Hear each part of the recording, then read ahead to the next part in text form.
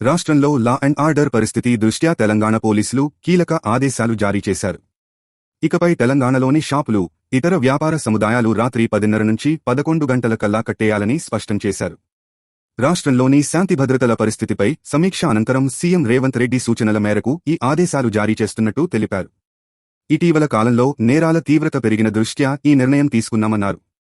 రాత్రుళ్లు అనవసరంగా వీధుల్లో తిరగొద్దని ప్రజలకు పోలీసులు సూచించారు. తెలియని వారికి లిఫ్ట్ ఇవ్వొద్దని అన్నారు. రాత్రుళ్లు పబ్లిక్ ప్లేసుల్లో మద్యం తాగే వారిపై కఠిన చర్యలు తీసుకుంటామని అన్నారు.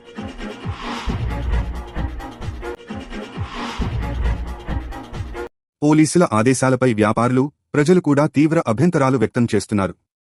నగరంలోని నైట్ లైఫ్పై ఇది ప్రతికూల ప్రభావం చూపుతుందని అంటున్నారు. చార్మినార్ పరిసరాల్లో అర్ధరాత్రి వరకు జనాల సందడి ఉంటుందని స్థానిక వ్యాపారి ఒకరు పేర్కొన్నారు. ప్రభుత్వం నేరాలను నియంత్రించాలి కానీ ఈ దిశగా చేపట్టే చర్యలతో ప్రజలకు నష్టం కలగకూడదు అని పేర్కొన్నారు.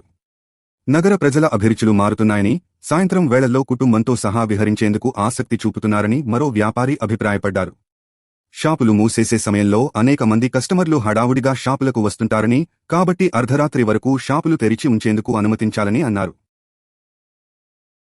తాజా సమాచారం కోసం లైక్ చేయండి, సబ్స్క్రైబ్ చేయండి, నోటిఫికేషన్ల కోసం గంట సింబల్ ఆన్ చేసి పెట్టండి.